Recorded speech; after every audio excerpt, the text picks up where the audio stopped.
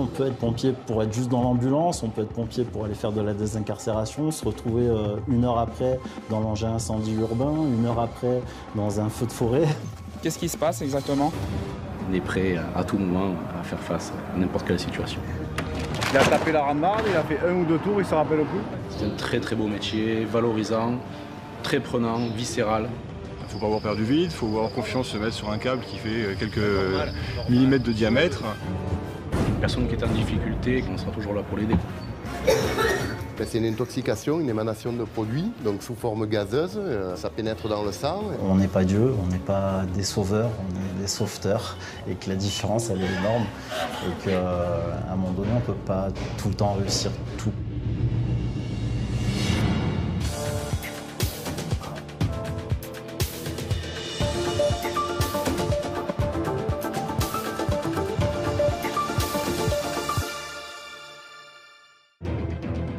Nous sommes dans les Alpes de Haute-Provence, près de Manosque. Il est minuit, un véhicule de pompiers roule à toute allure. Part sur l'autoroute à 51, visiblement un véhicule arrêté sur la bande d'arrêt d'urgence, sans plus d'informations. Un accident vient de se produire sur l'A51, une autoroute qui traverse une partie des Alpes de Haute-Provence en direction de Marseille.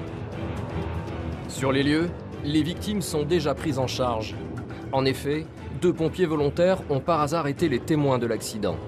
C'est passé. Tu as une VL, tu as 5 impliqués. Un seul véhicule a été accidenté, mais à son bord, c'est toute une famille qui roulait vers les vacances. Pour le moment, les moins blessés ont été mis à l'abri sur le bas-côté. Ils n'ont pas perdu connaissance. Ils étaient tous dans le véhicule, c'est ça? Dans l'espace. La voiture était conduite par le père de famille. À ses côtés, la grand-mère de ses 2 enfants et de son fils aîné. C'est d'ailleurs ce jeune homme qui est le plus gravement blessé. Il est immobilisé dans le camion des pompiers pour éviter que sa colonne vertébrale ne soit abîmée. Tu ressens pas d'autres douleurs? Tu peux bouger tes doigts? Nickel, tes pieds? Merci. Première victime, un jeune homme de 20 ans, douleur cervicale et au niveau de la tête, pas de douleur ailleurs, il a une prothèse de hanche mais visible pas de douleur. Deuxième victime, un homme de 37 ans, douleur poignet gauche gonflée, visiblement peut-être fracturée. Parmi les autres victimes, un petit garçon. Même s'il ne semble pas gravement blessé, il a besoin de toute l'assistance des pompiers. L'accident l'a traumatisé. On va l'asseoir devant parce qu'elle a les jambes un peu flagada. Allez, viens. Allez, regarde, monte là, tu t'assois. Ça va? T'as juste mal aux jambes? Aux jambes et un peu à la gorge ici. La voiture de cette famille a percuté la bande d'arrêt d'urgence. Et quand on voit l'état du véhicule, on comprend tout de suite que le choc a dû être violent. Tous ont eu une chance extraordinaire, ils sont en vie. 5 impliqués, on va dire qu'il y a 3 blessés légers et 2 indemnes, quoi, qui sont surtout choqués et qui ont été qui ont mal un petit peu par le coup de ceinture, comme on dit chez nous. Ils sont choqués là, les deux? Ah oui, oui, un accident de la route. Qui était plus choqué? Le père est assez choqué. Ben, le père est choqué puisqu'il se sent forcément responsable. La grand-mère est transférée dans une autre ambulance. Elle ne souffre que de blessures superficielles. Le père a subi des traumatismes à l'épaule et au cervical. Il commence à réaliser qu'ils viennent d'échapper au pire. Qu'est-ce qui s'est passé? Je me suis endormi au volant. Et je me suis pas senti partir et voilà. Donc il était dans ce sens-là, il a tapé la rambarde, il a fait 1 ou 2 tours, il ne se rappelle plus. Et il a fini en sens inverse. Donc ils ont eu de la chance. Et ouais, parce qu'à 130 km/h, s'il y a une autre voiture à ce moment-là, ça peut faire des dégâts. Il allait à 130? Ah ben ouais, il était sur l'autoroute et il roulait à peu près à 130, il a dit le monsieur. Heureusement, toute la famille portait sa ceinture de sécurité. Ils sont tous conduits à l'hôpital pour recevoir des soins adaptés, mais aucun n'a son pronostic vital engagé. Ce qui n'est pas toujours le cas, car ce type de collision est bien souvent plus dramatique. Quand on voit la violence du choc et les dégâts du beau véhicule, heureusement qu'ils étaient tous attachés. C'est quelque chose qui arrive souvent, c'est des accidents sur l'autoroute? Ouais, ça arrive, c'est courant. On va dire que c'est les causes d'accidents principales. Ironie du sort, à l'endroit même où le père de famille a perdu le contrôle de son véhicule, un panneau d'information rappelait aux automobilistes de s'arrêter régulièrement lors de leur trajet. C'est marqué sur le panneau. Somnolence, un café, une sieste. C'était juste à côté, comme par hasard. En 2016, 3469 personnes sont mortes sur les routes de France, un chiffre en augmentation depuis l'année précédente. Les Alpes de Haute-Provence, un département du sud de la France, montagneux et rural, de près de 7000 km².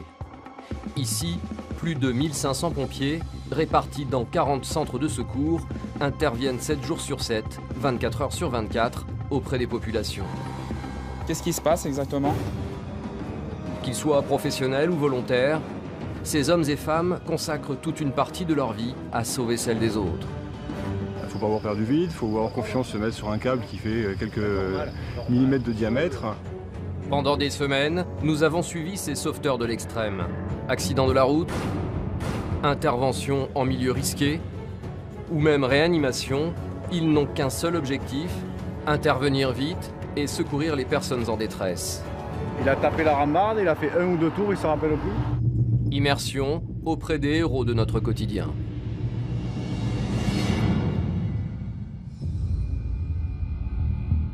Nous sommes à Manosque. Les pompiers viennent d'être missionnés pour une urgence chez des particuliers. Donc on part pour un malaise à domicile, une dame qui serait menaçante envers sa famille et apparemment qui serait alcoolisée. Donc apparemment, donc là on n'a pas la police qui est sur les lieux parce qu'elle est déjà en mission. Et donc je pense qu'elle ne devrait pas tarder à arriver. Donc là on va arriver déjà sur les lieux et on va faire un point, on va faire une reconnaissance, on va voir ça. La femme a une 50aine d'années. Bonjour. On arrive. Bonjour madame. Sur place, sa sœur attend les pompiers en bas de son immeuble. On est là, venez avec moi, on va venir. Non mais déjà c'est même pas pour moi. Mais faut que je vous non. explique du début jusqu'à la fin. Allez, venez, calmez-vous, juste 2 secondes. Cette femme a préféré se réfugier dehors pour fuir les menaces de sa sœur. Elle est dans tous ses états, choquée par le comportement de cette dernière. Écoutez, je sais pas si vous la connaissez, ma petite sœur, c'est souvent qu'elle rentre en pégé, elle fait la vie noire à mes parents. Et ça fait aujourd'hui je suis là, elle a quelque chose à la tête qu'elle veut pas nous dire, c'est sûr. Mais là, on s'est disputé, on s'est battu, elle a quelque chose. C'est à quelle époque? Elle veut pas nous dire. Elle doit avoir un truc, elle a un problème à la tête là, j'en suis sûr, elle a dû se faire tabasser, elle a les yeux, ils sont au cocard et tout. On va s'en occuper, vous inquiétez pas, on va pas vous laisser tomber. On s'est disputé. Mais c'est pas grave, c'est pas grave. Vous me laissez jeter par là. Mais non, eh ben elle va pas le faire. Les pompiers tentent de rassurer la grande sœur, mais ils vont vite s'apercevoir que la femme n'exagérait pas l'attitude de sa cadette. C'est à quel endroit? Là? Ouais, bonjour. Elle est où? Non. Bonjour. Vous descendez. C'est les pompiers. Vous avez pas vraiment. C'est les pompiers. Oui, mais c'est pour qui? Ben pour vous. Ah non, je vais bien, je sais pas, qui c'est que vous appelez pour qui? Vous appelez pour qui les pompiers? Mais je sais pas. Juste de... rien. Madame, écoutez-moi, je... Que je vienne pas pour qui? Mais je viens juste... Je vais me parler. Pas moi, j'étais en train de... Non, mais madame... Oui, mais madame, 2 secondes, s'il vous plaît, écoutez-moi. Est-ce qu'on peut s'asseoir juste 2 secondes? Mais madame, juste... Je vais pas venir. Madame! Non, mais vous êtes madame de bon pas. S'il vous plaît. Mais en vrai, pour de bon. Mais non, mais madame! Jamais pas. Non, madame! Madame, s'il vous plaît. Madame. Madame, S'il vous plaît. La honte. Madame. La honte. La femme est extrêmement agitée. Elle semble sous l'emprise de l'alcool et ne compte pas se laisser amadouer par les pompiers. Non, s'il vous plaît, juste 2 secondes. Il n'y a pas de honte. Oh, j'ai le droit. J'ai le... Non, s'il vous plaît. J'arrête que tu vas me gêner. Non, mais vous êtes obligé de faire quelque chose ou pas? Mais je veux juste parler. Partir de là. Non. 2 secondes, on parle. 2 secondes, on parle. Est-ce que je le... Mais oui. Mais je vais vous laisser. J'ai le droit. Oui, 2 secondes. Laissez parler. On vous parle, est-ce qu'on a pu dégager? Venez, on va dehors. On se calme. Ça va, on va dehors. Allez. Qu'est-ce qu'il a? On va dehors. Qu'est-ce qu'il a? Bon. S'il vous plaît, calmez-vous. Calmez-vous. Calmez-vous. On va dehors. C'est les pompiers. C'est les pompiers. Mais justement, t'es pas la police. Mais justement, vous... Eh ben si on te dit dégage. Écoutez-moi. Eh ben casse-toi, je te dégage. Vas-y, c'est possible de me laisser tranquille. Mais oui. Alors j'ai envie de faire pipi, je fais pipi ici ou pas? Non. J'ai envie de faire pipi. Non mais 2 secondes. Je suis pas là. Je suis pas là pour vous. J'ai envie de faire pipi, je fais pipi où? Mais aux toilettes. Oh, c'est bon, eh ben laissez-moi tranquille alors. Douadi est un pompier chevronné. Les crises en tout genre, il a été formé pour les gérer. Même ces cas de violence extrême. Bah après, je sais pas si c'est des problèmes familiaux ou s'il y a de l'alcool dans tout ça. Mais après, voilà, c'est qu'elle est en pleine crise de nerfs et que là, on va essayer de gérer ça pour pouvoir l'évacuer calmement. Vous allez me promettre quelque chose? Mais contrairement à ce qu'espérait Douadi, rien ne va se passer comme prévu. La jeune femme ne compte pas se calmer. Elle recommence même à insulter sa sœur et à lui reprocher d'avoir alerté les secours. Vous avez appelé les pompiers, la police? Assume maintenant. Stop. La pompe de ta race, je les assume. Les plats, la caméra. Et tout d'un coup, la situation va virer au drame. D'accord? Maintenant, stop. En un dixième de seconde, la jeune femme échappe à la vigilance des siens et tente de sauter par la fenêtre. Il n'y a pas de... Non. Tu me touches encore ça, je te demande. Oh, je fais ce que je veux. Non, il n'y a pas de... Je fais ce que je veux. Mais non, stop. Cédric. La fille de ma mère, vous m'envoyez quelque part. Le 18, viens à ma place. Va dessus. Je suis vraiment désolé. Je suis désolé. Mais là, je peux pas, si elle saute par la fenêtre. La jeune femme vient de faire une tentative de suicide et a tenté d'agresser les pompiers. Pour eux, l'intervention prend donc une toute autre tournure. Il faut maintenant appeler des renforts policiers. Oui, c'est Douadi. Est-ce que tu peux m'envoyer la police de toute urgence? Oui. Si on l'a maîtrisé, et là on est dessus. On va gérer, là ça va être compliqué. Maintenant, Douadi a affaire à une véritable forcenée. Et sa patience commence à être mise à rude épreuve. Moi je suis là pour vous aider, je suis pas là pour me faire insulter. Alors qu'ils avaient jusqu'à présent privilégié le dialogue, les pompiers doivent user de force depuis que la femme a voulu se jeter par la fenêtre. Douadi tente donc de rassurer sa famille en expliquant leur réaction un peu musclée. Écoutez-moi, moi je suis là pour l'aider, pour vous aider. Je veux juste que vous... Nous on peut pas, je peux pas, si je pars, qu'elle saute par la fenêtre. Ah oui, ça fait 3 fois. Voilà, moi j'étais obligé, je suis désolé, c'est un peu vraiment tout, mais je suis désolé. Après moi je veux l'aider, je suis pas là pour l'embêter, je suis là pour vous aider. Si vous avez le moindre problème... Ah non, il y a un meurtre là ce soir, c'est sûr. C'est Wed ou moi, non. Ça sera personne. Alors que les relations entre les deux sœurs s'enveniment de plus en plus, une équipe de policiers investit l'appartement. Ils vont tenter d'appuyer le travail des pompiers. Ah, la police! La police, lâche-moi! Elle a voulu sauter. Donc j'ai été obligé de la coucher par terre. Écoutez-moi, il n'y a plus d'arrangement. Maintenant, c'est l'hôpital et vous n'avez pas le choix. Lâchez-moi! Madame. Et vous verrez que ça ira bien. Alors, écoutez-moi. Je suis pas une animale. Vous êtes... Non. Lâche-moi! Alors, écoutez-moi. On va faire un truc. J'ai envie de vomir. Ben, vomissez. On va vous retourner, vous allez voir. Si par contre, ça le fait pas, je vous garantis qu'on ne bougera plus. Malgré l'arrivée des forces de l'ordre, la femme ne compte pas changer d'attitude. Pire, elle commence même à s'en prendre physiquement à un policier. Aïe! Je te calme! Doucement! Doucement là-haut, c'est pas aussi que tu fous! Elle me fout tout de poing dans la gueule, je crois que j'allais doucement moi! Place-la! La forcenée est maintenant menottée. Elle est dangereuse pour elle, mais aussi pour les autres. Douadi se sent impuissant face à ce cas extrême. Voilà, la personne, elle est... Donc là, la personne est super agressive. On a la police qui est là pour la maîtriser. On essaie un peu de parlementer avec elle pour essayer de la faire comprendre et de la raisonner. Et après, voilà, elle veut pas, elle comprend pas, parce qu'elle veut pas de notre aide, elle refuse nos soins, elle est violente avec nous. Des attaques contre les pompiers, des coups de poing à un policier, il faut l'évacuer au plus vite avant que les violences n'aillent plus loin. Ah ben, elle restera pas ici. C'est bon, elle restera. Non. Ah oui, on l'emmène, on la menotte. Moi, je la transporte pas. Je peux parler d'ambulance? Je te parle d'ambulance. Non, il n'y a pas de... C'est donc comme une véritable délinquante que la femme est conduite jusqu'au camion des pompiers. Considérée comme dangereuse, elle est sanglée à son brancard. Non. Attache-la, s'il te plaît. Attache-la. Finalement, à l'abri de sa famille, et une fois l'adrénaline redescendue, la femme commence tout juste à reprendre ses esprits. Douadi tente de lui faire entendre raison. Écoutez-moi, juste, vous avez vu tout ce qu'on a fait alors que ça aurait pu se régler en 2 secondes.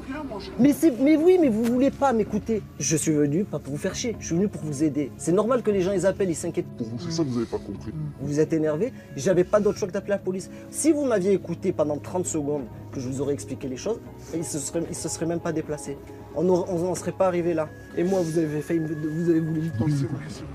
Donc écoutez-moi, juste 2 secondes. On va aller à l'hôpital, d'accord? Tranquillement. Je vous fais confiance, d'accord? Calmement, on va aller tranquillement à l'hôpital. Et ça va s'arranger, il n'y a pas de souci. La jeune femme va passer la nuit sous surveillance dans un service spécialisé de l'hôpital. Dans les prochains jours, elle y subira plusieurs examens afin de définir le traitement qu'elle devra recevoir. De leur côté, les pompiers rentrent à la caserne, avec le sentiment du devoir accompli. Là, on va bien dormir. On va essayer, dis-moi. Non, c'est sûr, on va bien dormir. En même temps, il faut rester calme. Là, entre la famille et tout, là, c'est clair que faut tout gérer. C'est clair que tu peux pas. Mais ça s'est bien passé, nickel. Je suis très content de vous. Et je suis content de moi.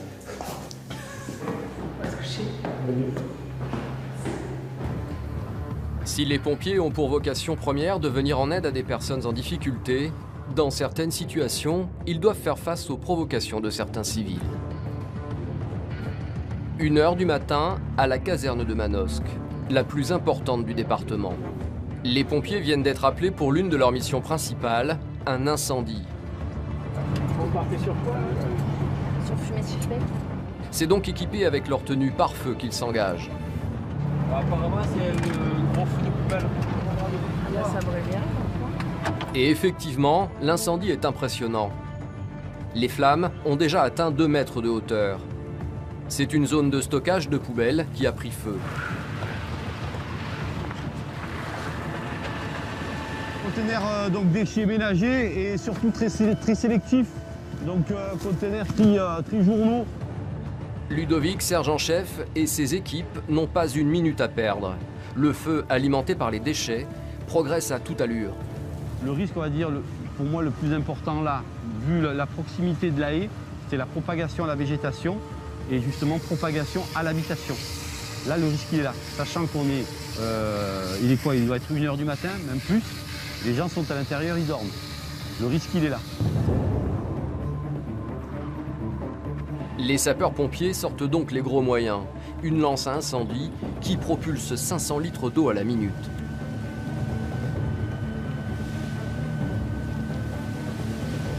Le sinistre est rapidement contenu.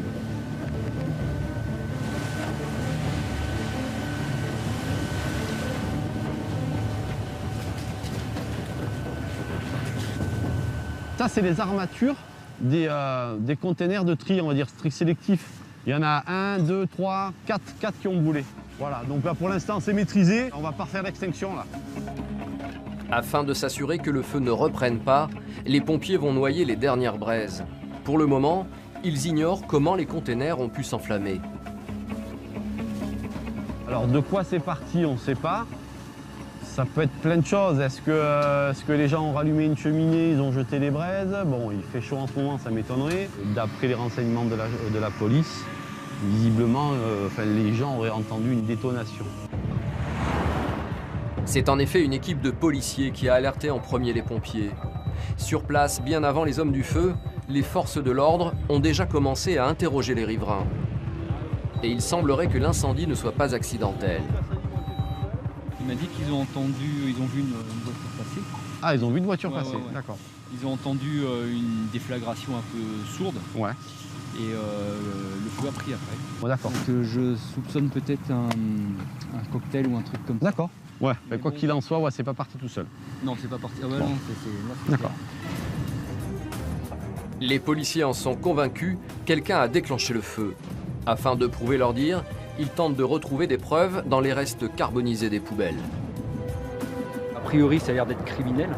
Maintenant, savoir quel est le mode de déclenchement qu'ils ont utilisé. Donc j'essaye de voir si je peux trouver des débris de verre quelconques ou autre chose qui pourrait m'orienter vers une piste. A priori, c'est criminel. Je pense, parce qu'un départ de feu spontané comme ça dans du recyclable, c'est peu probable, quoi. Donc il faut qu'il y ait eu un déclenchement volontaire pour que ça parte, parce qu'il n'y a pas de fermentation qui soit possible. Donc je vois pas comment ça peut partir autrement que par un déclenchement volontaire. Depuis quelques mois, la région est souvent victime de ces feux allumés dans des containers. Une bande de voyous semble jouer au jeu du chat et de la souris avec les pompiers et les policiers. D'ailleurs, les pyromanes ont allumé d'autres feux à quelques kilomètres de là. Apparemment, il y a d'autres feux de containers sur Manosque. Donc nous, on va reconditionner rapidement. On fait le plein en eau et on va se rendre sur le centre de secours. Les pompiers repartent donc en urgence en direction de ce nouveau lieu signalé. Sur place, 3 autres poubelles sont en flammes. Ludovic commence à être blasé. Des feux à répétition pour cette nuit. Tout à l'heure, c'était un container, là un autre. Ça doit être au passage, ils envoient des choses, je sais pas. Donc voilà. En tous les cas, ça les amuse. Un jeu qui pourrait très mal finir. Sans l'intervention rapide des pompiers, ces pylônes électriques auraient pu s'enflammer et déclencher un incendie beaucoup plus grave. Ça c'est du télécom, donc il a un peu chauffé. Visiblement on va regarder une fois qu'on a éteint. On reste vigilant quand même. Bah, visiblement ils sont actifs ce soir. Voilà, bon. Alors c'est pas la première fois. Hein. Il faudra encore 4 hommes pour éteindre cet incendie. Et Ludovic sait que sa nuit n'est peut-être pas finie. Je passe un message et après on va remettre de l'eau, on ne sait pas si on va être appelé ou pas.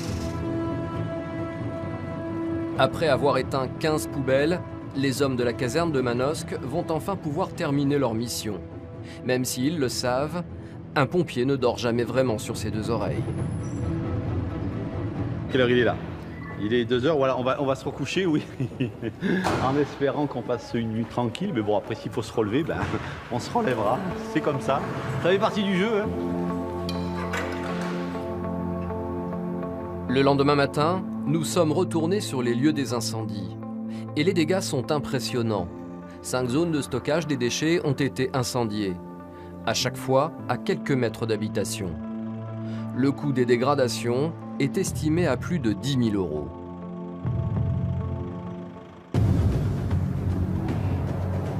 Quand on a choisi d'être pompier, on sait qu'il faut accepter un rythme intensif et des missions qui s'enchaînent sans discontinuer. Et parfois, les délais d'intervention doivent être extrêmement rapides quand il s'agit de vie ou de mort. Ce semble être le cas aujourd'hui. Une jeune femme se plaint de violentes douleurs à la poitrine. Donc là, on part pour un malaise au travail. Une femme de 30 ans, douleur poitrine, bras gauche, avec douleur à la mâchoire. Une douleur dans la poitrine, irradiant le bras gauche. Les symptômes décrits sont très inquiétants. Tout laisse penser à un infarctus. Alors, pas une minute à perdre, la vie de la victime est en jeu. Alors, qu'est-ce qui se passe exactement? J'ai une douleur du dos, au niveau des omoplates. Et puis une grosse pompe en cœur, et là j'ai mal dans tout le bras gauche jusqu'au dos. Cette jeune femme était sur son lieu de travail quand elle a commencé à ressentir ses douleurs. Malgré son calme, son cas est préoccupant. Là, vous avez fait une grimace, qu'est-ce que vous ressentez? J'ai des petites pointes au niveau de la poitrine. Des pointes au niveau de la poitrine? Quel côté? Ici. Ici? Ok. Environ 2400 personnes décèdent des suites d'un infarctus en France chaque année. Comment ça vous fait la sensation au niveau de la poitrine? La poitrine, ça commence à aller mieux, mais c'est la douleur d'un bras là qui passe pas. Ça vous fait quoi comme douleur? Ça m'a oppressée, j'arrivais même plus à respirer correctement. Et ça, il y a combien de temps? Je sais pas, 10 minutes, je pense. C'est la première fois que ça vous fait ce genre de symptômes? Face à cette suspicion d'infarctus, les pompiers ne peuvent que prodiguer les premiers secours. Seuls les médecins pourront effectuer un diagnostic précis. Il y a un médecin qui arrive. Vous avez quel âge? 29 ans cette année. Est-ce que vous avez des antécédents particuliers, problèmes de santé particuliers? J'ai une forte anémie. En attendant l'arrivée des urgences, ils tentent d'en savoir le plus possible sur les douleurs de la jeune femme Vous faites pas d'allergie particulière? Aucune allergie. Afin de permettre aux médecins de gagner du temps quand ils interviendront. Du mal à respirer? Quand vous dites du mal, c'est-à-dire? Tout à l'heure, j'arrivais plus à respirer. D'accord, vous étiez complètement bloqué, les respirations bloquées. C'est ça, tout à fait. Ce sont les collègues de la jeune victime qui ont alerté les pompiers. Grâce à leurs réflexes de premier secours et à leur réactivité, ils lui ont peut-être sauvé la vie. Elle est en train de travailler, elle a une grosse douleur au coupe et niveau on rappelle, du thorax, ça commence au niveau des cervicales. Ensuite, comme elle s'est sentie mal, quand on est tous les deux secouristes du travail, on l'a allongée direct, on a pris les constantes et puis voilà, on s'est appelé. En moins de 10 minutes, une équipe du SAMU est sur place et le médecin ne perd pas un instant. Alors, qu'est-ce que vous avez ressenti exactement? C'est bon, le police? Derrière la maison. Qui est apparu il y a combien de temps? 10 minutes, 5 heures. Oui, vous faisiez quoi à ce moment-là? Vous étiez assise, debout, en train de faire un effort? J'étais assise. Oui. Et ça a été une douleur violente. Oui. Et j'avais du mal à respirer, à retrouver la respiration. D'accord. Une pointe au niveau du cœur. Qu'est-ce que vous appelez pointe? J'avais une grosse douleur. Une douleur aussi, mais qui a passé? Qui est passée. Et là, j'ai toujours mal dans le bras gauche. Oui, d'accord. Alors là, maintenant, qu'est-ce qui vous gêne le plus? La douleur et... La douleur du cou, du bras? Oui. Bon, vous avez mangé ce midi? Oui. Il n'y a rien eu de particulier, pas de choc, pas de traumatisme, rien du tout? Oui. Ok, arrêtez de respirer. Ce médecin urgentiste va ausculter la jeune femme en prenant en compte les premières constatations des pompiers. Respirez bien fort. Donnez-moi les deux mains, serrez fort. Serrez fort, faites-moi mal. Allez-y. Ok. Bon, vous avez des soucis particuliers en ce moment? Pas spécialement. Vous n'avez rien changé dans votre rythme de vie? Non, je m'active des soutenus. Oui, vous faites du sport habituellement? Un petit peu. Afin de vérifier que son cœur fonctionne bien, les urgentistes installent un électrocardiogramme sur la jeune femme. Et après quelques minutes d'angoisse, les résultats sont plutôt positifs. Bon. Tout ça est bien rassurant, hein? Donc on va faire un petit passage aux urgences pour vérifier nous deux petites choses. Hein? Mais là on n'est pas inquiet, ok? Les médecins du SAMU ont écarté l'hypothèse de l'infarctus. La jeune femme ne semble pas souffrir d'un problème cardiaque, mais elle va tout de même être conduite à l'hôpital en observation. Alors, rien de très sérieux a priori, mais on va aller vérifier aux urgences, faire un ou deux petits examens complémentaires pour s'assurer qu'on ne passe pas à côté de quelque chose, mais c'est peu probable. Donc, bien rassurant. Non, non, il n'y a rien qui fasse évoquer un problème d'origine cardiaque. Finalement, la jeune femme semble plutôt avoir fait une crise d'angoisse ou de surmenage. Elle a eu beaucoup de chance, et pour elle, l'histoire se termine bien. Mais pour les pompiers, ce n'est pas toujours le cas. L'une des interventions les plus redoutées par les sapeurs-pompiers, ce sont les malaises cardiovasculaires. Douleurs thoraciques, AVC, arrêt cardiaque, ces victimes sont des urgences absolues, leur vie est en jeu. Et dans ces cas-là, chaque seconde compte. On a entendu à la radio, c'est un homme de 78 ans apparemment. Un arrêt cardiaque? Un arrêt cardiaque. Les pompiers doivent donc intervenir le plus rapidement possible. Mais dans ce département montagneux, certains villages sont difficiles d'accès, nichés au creux des vallées. L'équipe de professionnels met plus de 30 minutes à rejoindre le chalet de la victime. Sur place, une première équipe de pompiers a déjà commencé le massage cardiaque. L'homme est au sol, inconscient. C'est son épouse qui l'a allongé au milieu du salon après son malaise et qui a prévenu les urgences. Elle est arrivée un petit peu d'âme, si tu veux, de sa promenade. Et elle a vite récupéré et amené là. Il ne se plaignait pas de douleur? Il sentait mal. Les pompiers pratiquent un massage cardiaque depuis leur arrivée, le seul moyen d'aider le cœur à repartir. Mais malgré leurs efforts, l'organe ne parvient pas à battre tout seul. Il faut donc tenter de le faire fonctionner à nouveau en lui envoyant une forte décharge électrique. Attention. Ne pas toucher la victime, choc délivré. Commencez la réanimation. Pour l'instant, on vient de délivrer un choc. On continue à masser tant que le SAMU n'arrive pas. Ça va, le cœur est reparti ça... Non, pas encore. Dans l'assemblée, les visages sont graves. Le sauvetage de l'homme semble mal engagé et les pompiers ne sont pas des soignants. Ils ne peuvent rien faire de plus. Le SAMU a été appelé lui aussi. Une équipe de l'hôpital de Briançon arrive en hélicoptère. Et les médecins ne vont pas perdre de temps à se débarrasser de leur équipement de vol. À peine arrivés, ils commencent les soins d'urgence. Non, aucun antécédent cardiaque ni médicaux. Il ne suit aucun traitement encore. Le médecin injecte une dose importante d'adrénaline au patient. L'une des solutions pour tenter de faire repartir le cœur. L'homme est aussi intubé pour l'aider à respirer. Donc là, le médecin, si vous préférez, il vient d'intuber le patient afin que l'oxygène passe mieux. D'autre part, une ampoule d'adrénaline et d'atropine a été administrée à la victime, ainsi qu'une voie veineuse pour essayer de faire repartir le cœur. Mais malheureusement, l'électrocardiogramme, l'appareil servant à signaler les battements du cœur, reste désespérément muet. Je crois qu'on va tout arrêter. On va tout arrêter. Après plus d'une heure de massage cardiaque, les équipes de secours doivent se rendre à l'évidence. Le patient n'a pas survécu à son arrêt cardiaque. Malheureusement, non. C'est perdu.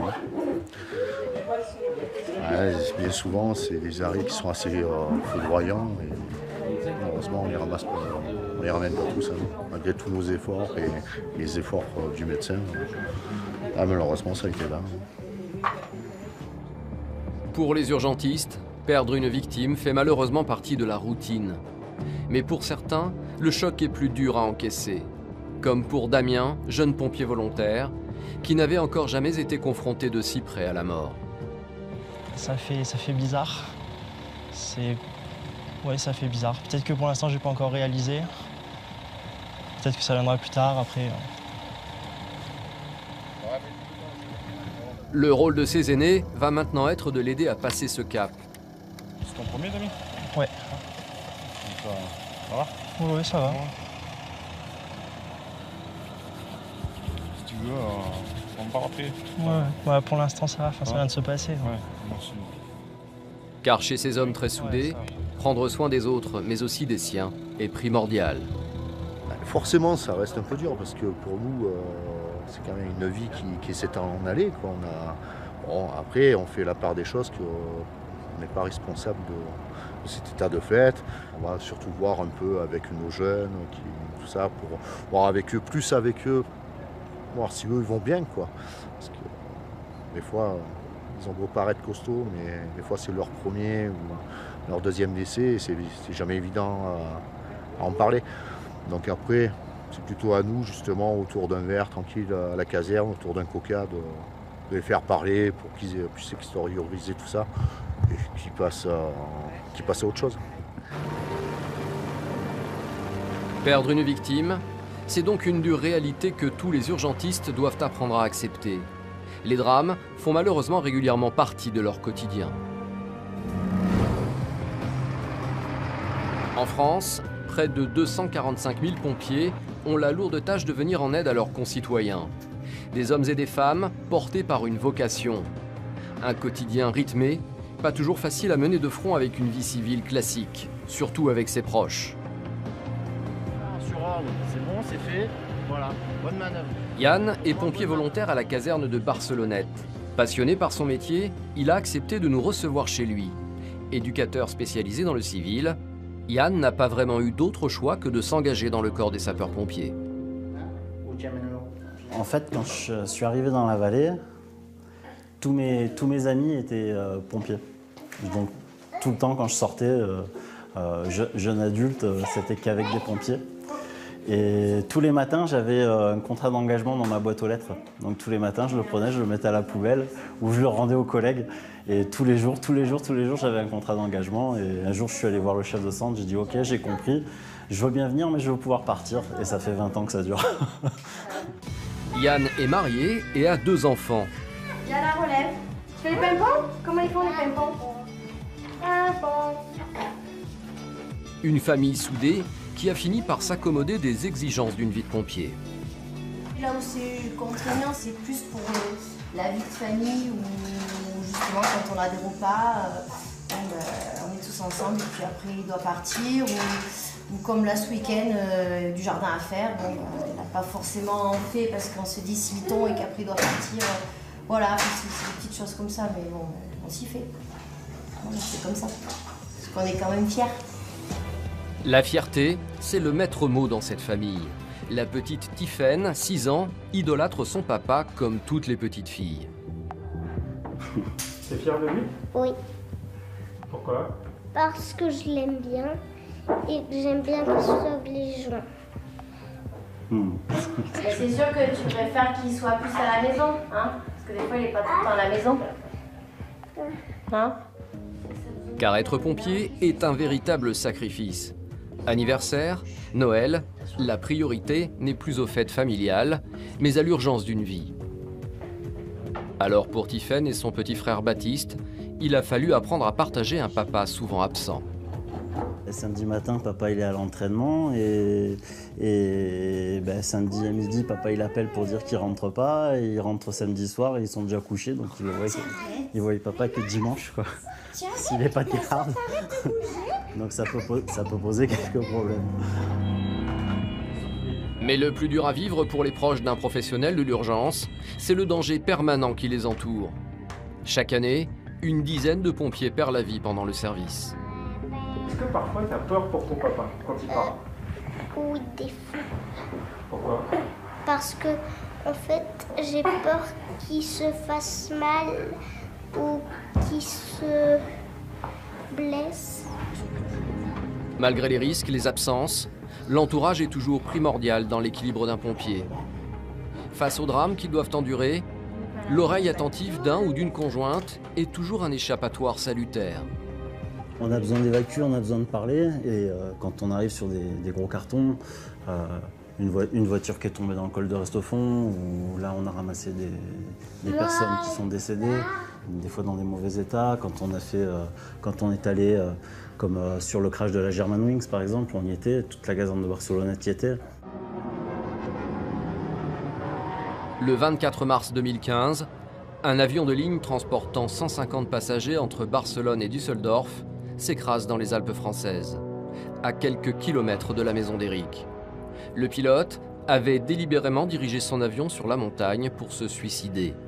Sur les lieux du crash, aucun survivant. Un drame humain que les pompiers de Barcelonnette ont vécu, tout comme beaucoup de leurs collègues du département. Donc c'est des choses qu'on vit une fois dans notre vie. Des fois, certains pompiers ne le vivront jamais. Je le souhaite à tout le monde de ne pas le vivre d'ailleurs.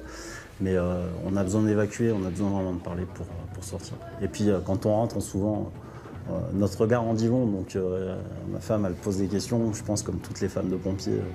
Voilà, elle sait qu'il s'est passé quelque chose, elle veut savoir. Donc elle va gratter. Puis elle veut surtout savoir si on ne s'est pas mis en danger, si on n'a pas exagéré, si on n'est pas allé un peu trop loin, voilà, si on s'est protégé, quoi, pour éviter qu'un jour il y ait la catastrophe, parce que demain il y a les petits qui sont là et voilà, on veut pas faire des orphelins. Chaque année, Yann participe à environ 60 interventions. Lui est pompier volontaire. Mais pour les professionnels, ce chiffre peut monter jusqu'à près de 7000 interventions. Et parmi leurs missions les plus récurrentes, les accidents de la route. Il est 21h et les pompiers de Barcelonnette sont loin d'avoir fini leur journée. Voilà, un véhicule qui est resté sur le toit après avoir fait des tonneaux. Et la victime, une personne serait à l'intérieur et on n'a pas de notion sur son état. L'accident a eu lieu sur une petite route de montagne dans la région de Barcelonnette. Dès qu'ils découvrent la position de la voiture, retournée sur son toit, les pompiers imaginent le pire. Dans un instant dans Révélation, vous découvrirez comment les pompiers arrivent à gérer un grave accident de la route. Apparemment, il y avait des traces d'où il est arrivé. Hein. On voit les traces là, et apparemment, j'aurais tendance à dire l'impact dans le talus aussi ici. Je pense qu'il a tapé comme ça et après il s'est retourné. Vous assisterez aussi à un sauvetage spectaculaire d'un alpiniste bloqué sur une paroi rocheuse. Il ne faut pas avoir peur du vide, il faut avoir confiance, se mettre sur un câble qui fait quelques millimètres de diamètre, avoir confiance dans l'équipe.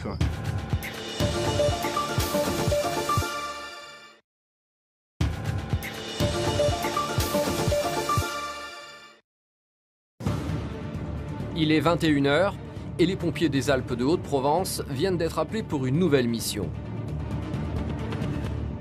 Voilà, un véhicule qui est resté sur le toit après avoir fait des tonneaux. Et la victime, une personne serait à l'intérieur et on n'a pas de notion sur son état. L'accident a eu lieu sur une petite route de montagne dans la région de Barcelonnette.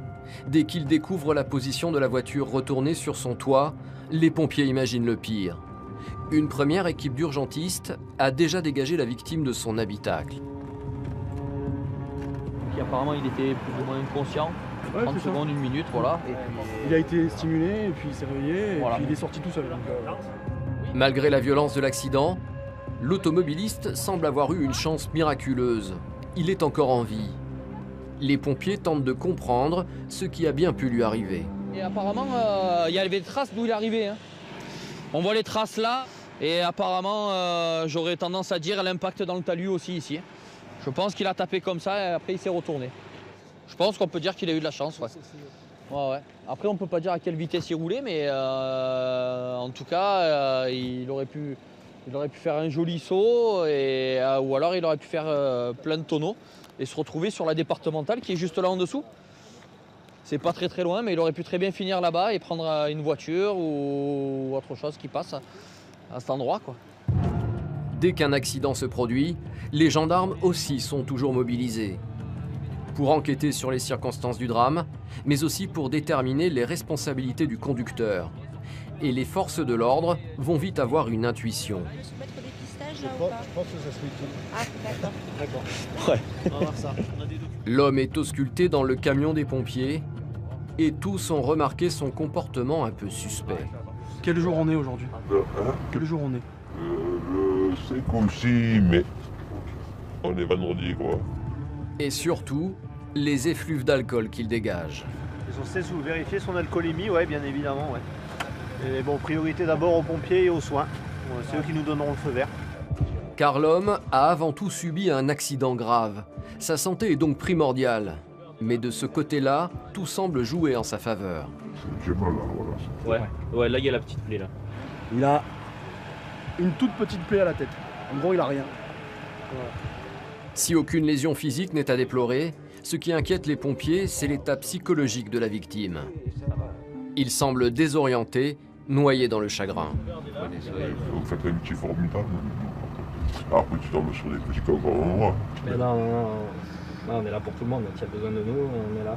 Qu'est-ce qui s'est passé Il y a que raté le virage, t'as bu un peu plus, t'es malheureux parce que tu divorces, et voilà. Et encore heureusement que la voiture s'est mise à travers. Tu peux tuer quelqu'un quand même. Tu peux tuer quelqu'un. Et tu te dis, ouais, c'est bien sorti, il n'y a que toi qui as mouflé. T'as perdu ta voiture, t'as perdu ta femme et le divorce. T'as fait mal, t'as tué personne. Quoi. Pour les pompiers, les circonstances de l'accident commencent à s'éclaircir. L'homme en pleine dépression aurait bu pour oublier ses malheurs et pris le volant pour rentrer chez lui.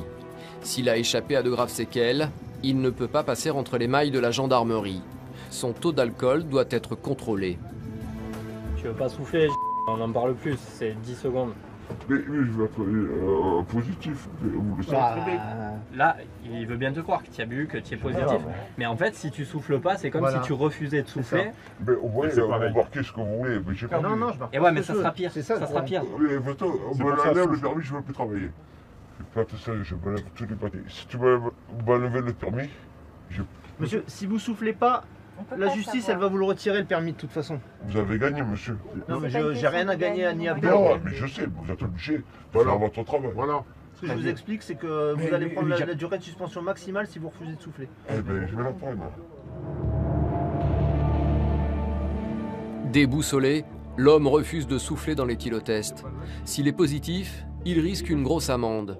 Mais refuser de se soumettre à un contrôle est aussi un délit. L'homme pourrait même y perdre son permis de conduire. Le fait de refuser de se soumettre, c'est plus sévèrement puni que d'être d'avoir un taux positif. positif. Que d'être positif. Parce que dire ça montre que vous avez la volonté délibérée en fait de refuser de vous soumettre.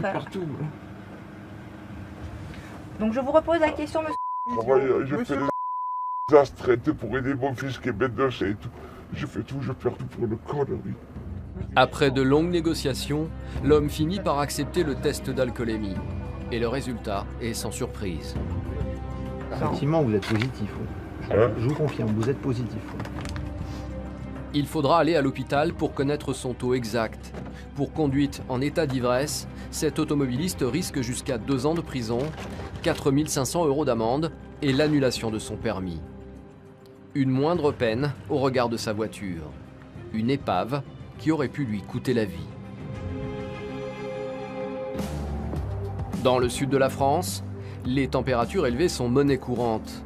Mais même pour ces habitués du soleil, une trop forte canicule et c'est l'hécatombe. C'est les pompiers, on va vous amener à l'hôpital. Aujourd'hui, le thermomètre affiche 40 degrés à l'ombre. Dans les Alpes de Haute-Provence, les malaises se succèdent en cascade. J'ai eu chaud et la tête qui tournait, les fourmis dans les mains et... En cas de canicule, les premières victimes sont les personnes âgées et les enfants. Un collège est d'ailleurs en train d'en faire la triste expérience. Il est 15 h, les pompiers interviennent en urgence. 250 élèves sont en train de subir les ravages d'une hausse extrêmement importante des températures. En fait, ils sont déshydratés, ils souffrent de la chaleur et donc certains présentent des bilans un peu plus engagés. Donc l'option a été prise de les mener aux urgences pour qu'ils soient vraiment examinés par un médecin, vus par un médecin. Déshydratation importante et, voilà, et un gros coup de chaleur avec des maux de tête importants. Donc, voilà. Et là, on essaye de voir les gens stressés, les gens vraiment qui ne sont pas bien. Du coup, comme ça, on différencie bien et on les sépare. Parce que ça ne sert à rien de montrer un peu plus de stress. Et ceux qui ont mal à la tête, ils restent et ils boivent, ils mangent du sucre, voilà. Dans cette salle de l'établissement, l'une des plus fraîches, les élèves les plus atteints par la chaleur ont été regroupés. À voir leur visage extrêmement pâle, on comprend très vite qu'ils ne vont pas bien du tout. Les pompiers font tout pour les rassurer. Il y a plein de films, c'est pas grave, d'accord. On est là pour vous. Ok. Là, tout ça, c'est des élèves, là. Et ça, c'est des élèves qui arrivent petit à petit parce qu'ils leur ont dit, si vous avez mal à la tête ou quoi, venez ici, c'est la pièce réfrigérée. Donc, ils arrivent tous petit à petit. Donc là, on a demandé au directeur de l'école qu'il fasse un jeu. 2 secondes. S'il vous plaît, madame, je voudrais avoir du silence dans cette salle. Silence dans la salle. Oh. Ma mission, c'est de prendre des victimes et les évacuer sur le CH. Sauf que le CODIS et le CAS m'ont demandé de faire du tri ici et de ne pas évacuer pour pas engorger là-bas. D'accord, on va faire le tri. Depuis ce matin et la hausse rapide des températures, tous les hôpitaux de la région sont débordés par les cas de déshydratation. Les pompiers ont donc pour mission de s'occuper des petites victimes sur place. Face à cette crise sanitaire de grande ampleur, le maire de la commune d'Oraison a même décidé de venir en personne jauger la situation. Si la chaleur dure, c'est qu'une fois qu'ils ont organisé leur rapatriement, c'est de fermer l'établissement le temps que les températures dans les salles redeviennent normales. On n'a pas les moyens aujourd'hui, ni financiers, ni les moyens logistiques de mettre en œuvre des climatiseurs qui soient opérationnels en très peu de temps dans les salles. C'est impossible. Donc la chaleur a imprégné les bâtiments. Mais bravo aux pompiers qui sont là et en nombre pour nous aider, parce que sinon, ah oui, ça serait la panique. Hein. S'ils n'étaient pas là, ce serait... C'est pas exceptionnel chez nous, hein. On est bien en Provence, mais c'est exceptionnel dans l'intensité et la rapidité. D'habitude, c'est le problème de ces chaleurs qu'on rencontre là, hein. C'est que d'habitude, on s'y habitue petit à petit, et là, elles sont arrivées en une semaine. Voilà, on est sur des températures vraiment estivales, quoi. Mais d'habitude, on est à la plage ou à la piscine. Dans ce collège, les élèves n'avaient pas anticipé ce gros coup de chaleur. Une surchauffe qui touche tout le monde. Coup de chaleur, c'est effet domino, et ça s'enchaîne. Une situation, lorsque les petits copains voient quelqu'un qui fait un malaise, et bien eux aussi font le malaise et ressentent tout ça. Plusieurs parents sont venus le plus rapidement possible chercher leur enfant. Les autres élèves vont attendre au frais que les températures redescendent avant de rentrer chez eux. Et dans la cour de l'établissement, les professeurs ont aussi trouvé une solution radicale pour rafraîchir les cas les moins graves. Une situation comme ça, oui, c'est exceptionnel. Là, on les arrose, comme ça ils ont un petit peu moins chaud, mais il fait très chaud. Si ces petits chanceux peuvent profiter d'un intermède ludique, pour d'autres, la canicule a de graves conséquences. Les pompiers ont dû prendre en charge une jeune fille en pleine crise de panique après avoir fait un malaise dû à la chaleur. On essaie de se calmer, on arrête de trembler, d'accord? On arrête de trembler, on essaie de respirer comme il faut. Vraiment. Là, tout à l'heure, La collégienne est l'une des seules élèves à être amenée aux urgences. Son état nécessite une surveillance médicale accrue. Une petite crise de pasmophilie, mais rien de méchant. C'est l'angoisse? C'est quoi? Hein? C'est l'angoisse? Voilà, l'angoisse, le stress de voir tous ses copains. Elle est sujet à faire ce type de malaise, à part son père, donc il a préféré qu'on la transporte à l'hôpital avec l'accord du SAMU. Finalement, la jeune fille ne restera que quelques heures en observation. Réhydratée et rassurée, elle a pu rentrer chez elle en parfaite santé. Encore une fois, grâce à leur rapidité d'intervention et leur implication, les pompiers ont évité que sa crise n'empire. Et cette réactivité, c'est ce qui fait la réputation de ces professionnels de l'urgence.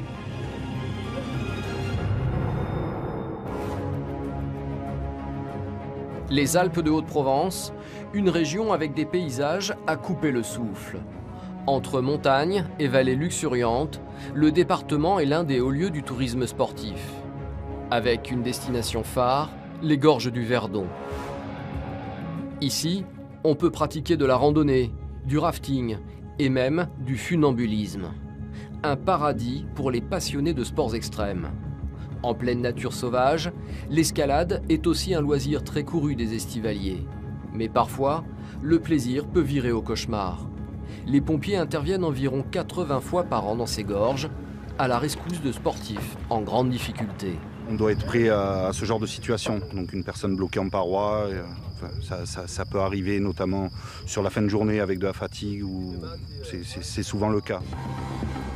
Au sein des casernes du département, plusieurs pompiers volontaires sont aussi des professionnels de la montagne, des alpinistes chevronnés qui s'exercent régulièrement aux interventions sur terrain accidenté. Tous les personnels qui composent ce groupe ont un lien avec la montagne. On a des guides de montagne, des brevets d'État d'escalade, des compétences en montagne, des canyons, des pisteurs secouristes. Tous ont une activité avec le milieu montagnard et pratiquent régulièrement. En plus de ces formations de haut niveau, les pompiers disposent d'une arme redoutable, un hélicoptère, pouvant les acheminer au plus près de pentes escarpées de la montagne. Comme cet après-midi, un homme est bloqué le long de la paroi rocheuse. À plus de 120 mètres du sol, l'intervention est délicate. Le moindre coup de vent violent pourrait être fatal à l'équipage. Il ne faut pas avoir peur du vide, il faut avoir confiance, se mettre sur un câble qui fait quelques millimètres de diamètre, avoir confiance dans l'équipe. Il faut qu'il y ait une foi, qu'on ait la foi derrière, parce que sinon, on ne ferait pas ça tous les jours. Ouais. Heureusement, il s'agit aujourd'hui d'un exercice. Pour libérer la victime, les pompiers vont utiliser la méthode du coupé de corde. Elle est détachée de sa cordée initiale et raccrochée à un pompier. Une fois sécurisée, la victime peut être élitreillée. Une intervention spectaculaire qui permet chaque année de sauver des dizaines de vies. Intervenir dans les milieux à haut risque, c'est donc l'une des obligations des pompiers. Et parfois, la dangerosité d'une mission est plutôt insolite. On va sur quoi là?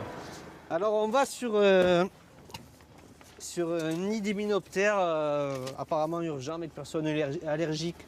Donc on va aller voir déjà ce qui se passe et puis on verra bien. C'est quoi des hyménoptères? C'est des guêpes. Ça peut être des guêpes, des abeilles, des frelons, un peu tout ça. Donc on va faire le point, on va aller voir. Selon une étude récente, 5% de la population serait allergique aux insectes. Et en cas de piqûre, les conséquences peuvent être dramatiques. Hallucinations, œdème et même choc anaphylactique, les pompiers doivent intervenir de toute urgence. Alors, qu'est-ce qui se passe? C'est dans cette maison que les insectes ont été signalés. Ah, mais c'est les abeilles, ça. C'est les abeilles. Les propriétaires, un couple de personnes âgées, se sont réveillés ce matin avec une surprise de taille sur leur terrasse. Un essaim impressionnant accroché sous le toit. Mais c'est parce que ça, c'est les abeilles. Ah oui? Ils ont commencé à venir ce matin, et après, elles arrivent toutes, ça grossit, ça grossit. Mais ça, on peut pas les détruire, nous. Ah oui? Oui, c'est protégé. Protégé, mais ils piquent ou non? Oui, allô? Non. Ça va? Elles vont piquer que si vous les On est attaquez. sur l'immunoptère, là. Oh là là. C'est, en fait, c'est des abeilles. J'ai tendu les à côté là. Oh, mais c'est une pique, oh là là. Non, non, on vous pique pas comme ça. Il n'y a que si vous les attaquez. Ah oui? C'est pas comme les... Le couple n'est pas très rassuré avec ses nouveaux colocataires. Ils sont allergiques et ont très peur de la piqûre. Alors les pompiers tentent tant bien que mal de les rassurer. Si elles se sentent en danger, elles vont piquer. Ah oui. Si on les embête pas, elles piquent pas. Faut pas les embêter, quoi. Mais les pompiers sont impuissants face à cet essaim. En France, une loi interdit de tuer les abeilles, une espèce protégée.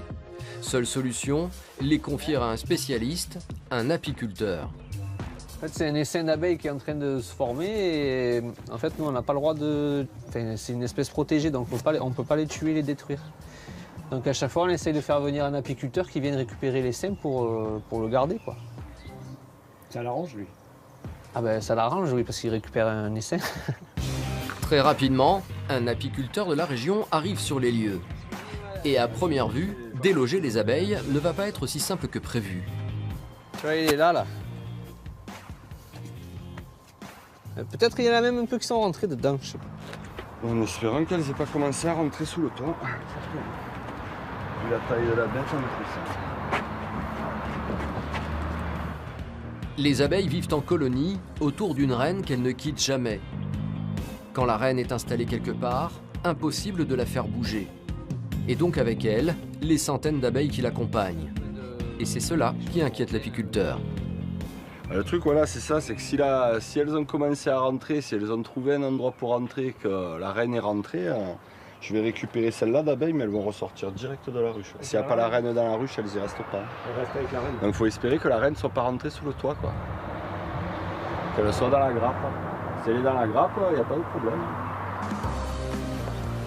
Pour le vérifier, l'apiculteur va devoir déplacer les abeilles.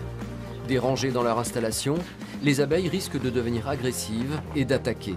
L'apiculteur se dote donc d'un attirail complet pour se protéger le corps. Son arme, c'est ce petit récipient empli de brindilles.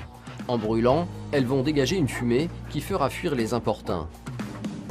Ça sert à quoi la fumée? Ça les apaise. Alors ils savent pas si ça les endort ou si du coup ça les met en stress parce que pour elles ça veut dire incendie, donc il va falloir peut-être quitter la ruche, donc elles s'affrètent à autre chose, quoi. Elles font autre chose et du coup elles s'occupent plus de l'apiculteur. Donc dans tous les cas c'est nécessaire. L'apiculteur est un expert. Et en un geste simple, il fait tomber l'essaim dans une ruche. Reste maintenant à déterminer si la reine fait partie de cette grappe ou si elle est encore cachée dans une interstice du toit. Et ça, le spécialiste le voit tout de suite. On va attirer toutes celles qui sont restées sur le toit, quoi. Voilà, là l'abeille, tu vois, elle a une position caractéristique là. Tu peux venir sur le côté, il n'y a pas de souci. Hein. Et tu vois, elle a l'abdomen en l'air et elle bat des ailes. En fait, elle dégage une phéromone qui dit aux autres, elle bat le rappel, quoi. Elle appelle les autres en disant « la reine est là, vous pouvez venir ». Seules quelques dizaines d'abeilles restent encore près du toit. Après un enfumage rapide, elles vont vite rejoindre leurs congénères dans la ruche. Ben, ce soir, là où elle est, j'ai juste à fermer la grille, à la baisser. Elles seront toutes dedans pour passer la nuit, quoi. Donc j'ai juste à la fermer et à la prendre, à la charger. Je vais la poser à un autre endroit. Il faut que ce soit éloigné de quelques kilomètres de préférence. Et puis elles s'établiront là-bas, tranquillement. Sur un terrain que vous avez... Sur un terrain où j'ai déjà des emplacements. Cet après-midi, les pompiers ont dû gérer une mission plutôt simple. Mais la journée est loin d'être finie et la prochaine intervention est beaucoup plus angoissante. Un accident de la circulation, une voiture contre un piéton en centre-ville. C'est toute sirène hurlante que les pompiers se dirigent vers les lieux de l'accident.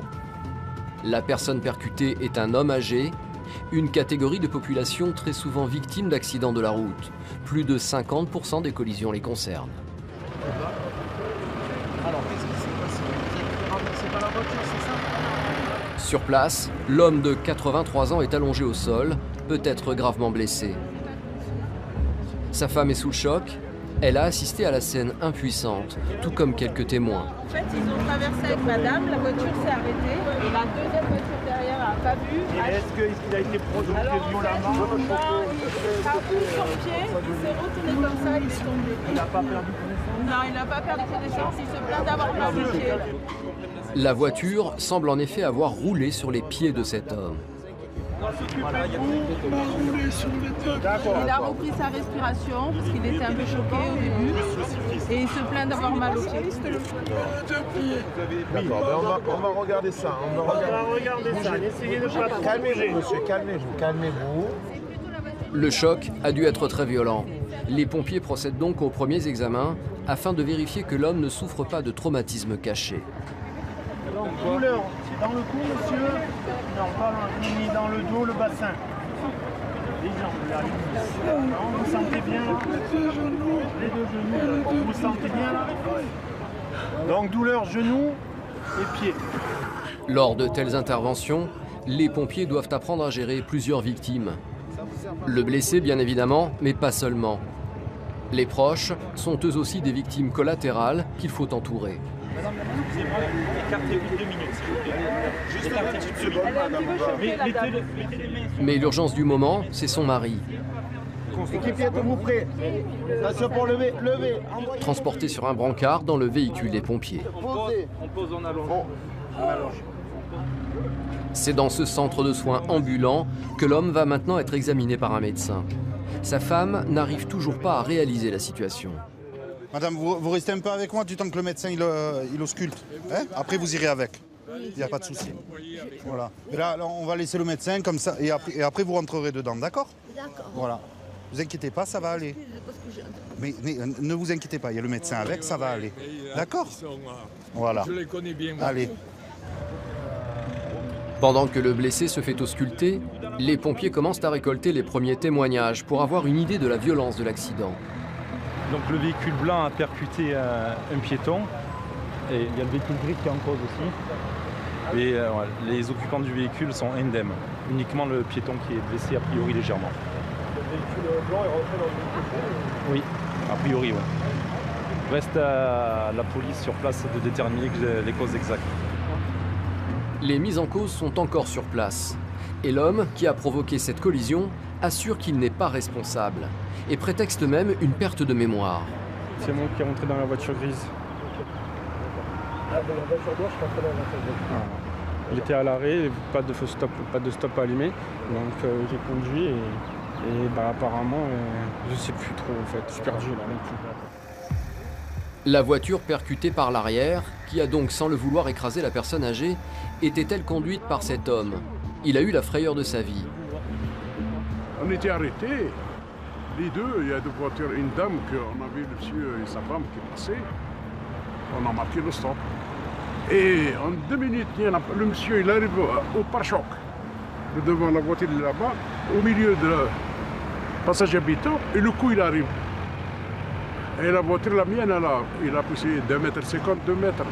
Le derrière, celui-là qui vient derrière. Pas plus. J'ai la petite dedans et le monsieur il est tombé. Et j'ai appuyé sur les freins quand même. J'étais freiné. Dans le camion de pompiers, le diagnostic est plutôt rassurant.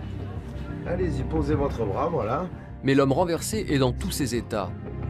C'est juste du superficiel. Oui. Vos orteils, il n'y a rien non plus.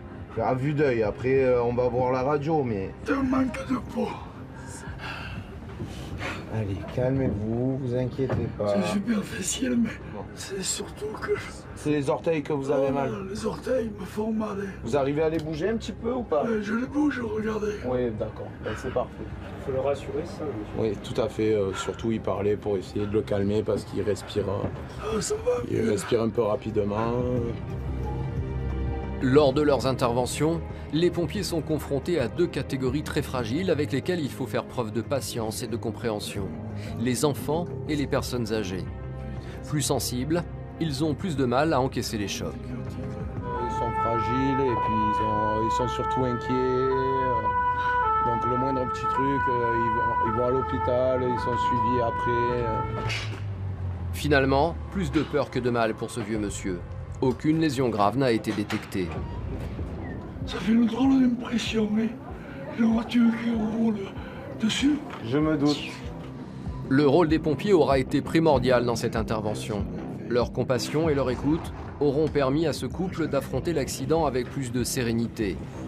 Être une oreille attentive et venir en aide aux plus faibles, les pompiers vont encore une fois y être confrontés.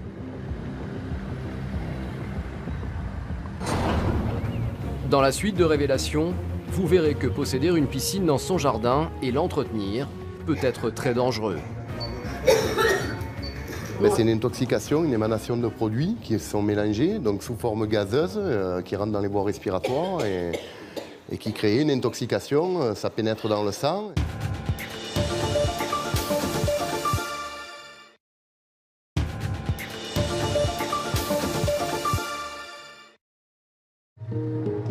Les pompiers viennent d'être appelés dans un lieu un peu particulier, un commissariat de police.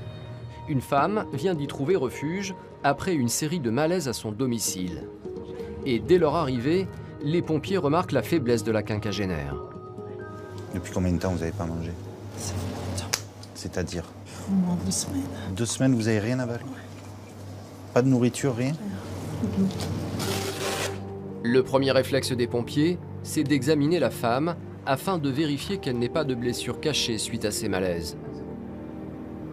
Vous n'avez pas de douleur au niveau du bas du dos, dans la mâchoire, rien? Au niveau des bras? Non? C'est uniquement le poing au niveau de la poitrine? Oui, ça oui, mais au niveau de... Ça me fait un point, là, des fois. Aucune lésion ne sont détectées. La femme souffre d'un mal beaucoup plus simple qui va glacer le sang des pompiers. La faim. Ça fait longtemps que j'ai pas mangé, j'ai pas trop d'énergie. D'accord. Face à ce cas de détresse humaine, André se sent démuni. Sa seule marge de manœuvre, c'est de tenter de persuader cette femme de se faire soutenir. C'est cette dame qui ne s'est pas alimentée depuis 15 jours. C'est... Enfin, après ce qu'elle me dit, c'est dû à des soucis financiers, quoi. Donc là, on a des constantes qui ne sont pas très bonnes. On va l'allonger dans l'ambulance et on va essayer de reprendre une tension qu'on n'arrive pas à prendre avant de... Et je vais appeler le centre 15 pour savoir un petit peu ce qu'on fait de cette dame, si on a besoin d'un renfort médical ou pas. Les pompiers vont donc conduire la femme sous-alimentée jusqu'à l'hôpital le plus proche. L'urgence est vitale, car après plus de 30 jours sans s'alimenter, un être humain peut décéder. Et en continuant leur interrogatoire, les pompiers vont se rendre compte que la victime vit dans une solitude totale. Vous avez de la famille sur Digne? Non. Vous êtes toute seule? Dans de telles situations, les pompiers doivent un peu jouer les assistantes sociales. Il faut pas rester comme ça sans manger. Il y a des services. Relevez la tête. La femme n'a pas besoin de secours physique, mais d'un soutien moral. Vous hydratez? Je dois être complètement déshydraté. Oui, ça se voit au niveau des lèvres. Quand vous dites que vous n'êtes pas alimenté, même pas un potage? Rien? Vous vous sentez faible, fatigué? Chez moi, en début de semaine, je suis tombé dans les pommes. J'ai dû rester au moins 15 heures événement. Quand je me suis réveillée, je croyais que j'étais dans mon lit et puis j'étais allongée par terre. Pendant le trajet vers l'hôpital, un médecin va ausculter la femme afin de vérifier que sa sous-alimentation n'ait pas gravement endommagé son organisme. Mais par chance, le diagnostic est moins pessimiste que prévu. Bon, donc le médecin pense à donc cette personne qui ne s'est pas alimentée, elle doit être sans doute déshydratée. Il n'a pas l'air plus inquiet que ça, quoi. C'est peut-être plus un appel de détresse. Malheureusement, la misère des gens, on y est confronté pratiquement tous les jours. Mais bon, il Enfin, on est dans un pays quand même où on les laisse pas tomber quand même. On va sortir sur le brancard. Hein. C'est maintenant les médecins de l'hôpital de Digne qui vont prendre le relais auprès de cette patiente, victime de la misère sociale. Et face à ces abandonnés du système, André préfère garder la tête froide, afin de lui aussi se préserver. On ne peut pas porter toute la misère des gens sur nos épaules. Mais voilà, nous, notre rôle, c'est de les rassurer sur intervention, de les amener sur le centre hospitalier. Après, moi, personnellement, une fois que je quitte l'hôpital, je coupe l'intervention. Je ne cherche pas à savoir ce que la dame avait derrière. Je ne cherche pas à avoir de renseignements. Disons qu'on se préserve. Enfin, moi, personnellement, je me préserve en faisant comme ça. Donc, voilà. Pour moi, l'intervention est terminée. Je rentre en caserne et je parle d'autre chose. Quand on est pompier, il faut savoir faire face à des situations extrêmement variées, mais aussi à des victimes multiples, pas toujours prêtes à coopérer avec leurs anges gardiens. Une équipe de la caserne de Manosque vient d'être appelée pour venir au secours d'un homme. Mais ils le savent, l'intervention risque de ne pas être de tout repos. On part pour un homme agité, agressif, avec des douleurs abdominales, dans un camp de gens du voyage. Il y a la police sur place, c'est ça? Et on attend la police avant de rentrer dans le camp. Ah oui, vous rentrez pas. La police nous attend au rond-point juste avant. Et... Même s'ils sont là pour aider, les pompiers ne sont pas toujours bien accueillis par certaines victimes. Symbole de l'autorité, ils ont parfois du mal à exercer leur métier dans de bonnes conditions. L'intervention d'aujourd'hui pourrait être difficile. L'homme malade est décrit comme agressif. Sur place, les pompiers sont escortés par des policiers. Car l'homme ne souffrirait pas seulement du ventre, il serait aussi victime de troubles psychologiques et suivi par aucun médecin, comme l'explique sa mère. Nous on l'a acheté de l'hôpital, le gardien de jour il est large, il n'est pas soigné. L'homme vient lui aussi à la rencontre des pompiers. Il n'est pas soigné, monsieur. Et son discours incohérent semble prouver son état psychologique instable. Moi j'ai pas fait de victime de couleur. Dans mon vœu, je suis une couleur joyeuse. Monsieur, qu'est-ce qui se passe? Joyeuse dans mon vœu. Monsieur, je suis tout le temps frappé premier, voilà. Monsieur, on me dit que... Malgré ses propos sans queue ni tête, les pompiers tentent de comprendre de quoi souffre cet homme. Il se plaint de vives douleurs abdominales. Monsieur, on nous a appelé parce que vous aviez mal. Vous aviez des douleurs abdominales. Regardez, on m'a appelé. Alors là, j'ai pas digéré mon morceau de pain tranquille, on me l'a pas fait manger tranquille. Mais où? J'ai un enfant, je le vois plus, ça fait 3 mois. Ça, monsieur, j'y suis pour rien, moi, monsieur. Je ne nourris pas de sa haine ni de sa joie. Je suis gentil comme père. Monsieur, qu'est-ce qui vous arrive là, exactement? C'est une cicatrice, tu leur demandes trop pompier. La feuille de l'eau. Non, mais t'as pas besoin de me dire. Je suis malade, je vais me faire soigner en sortant. J'ai mangé que des boîtes. Non, mais monsieur, ma mère. vous avez mangé quand, la dernière fois? Là, le dernier mangé, c'est ce matin. Ce matin. Et depuis ce matin, vous avez mal au ventre? Ouais. D'accord. L'homme a déjà fait plusieurs séjours en hôpital psychiatrique. Et il semble de nouveau en pleine crise psychotique. Vous voulez pas venir à l'ambulance? On va se mettre dans l'ambulance là? Là, je me prends mon t-shirt. Prenez un t-shirt. Très instable, l'homme commence à devenir agressif. Il semble déjà avoir fait preuve de violence envers les siens. Avec une bouilloire, il m'a brûlé tous les reins.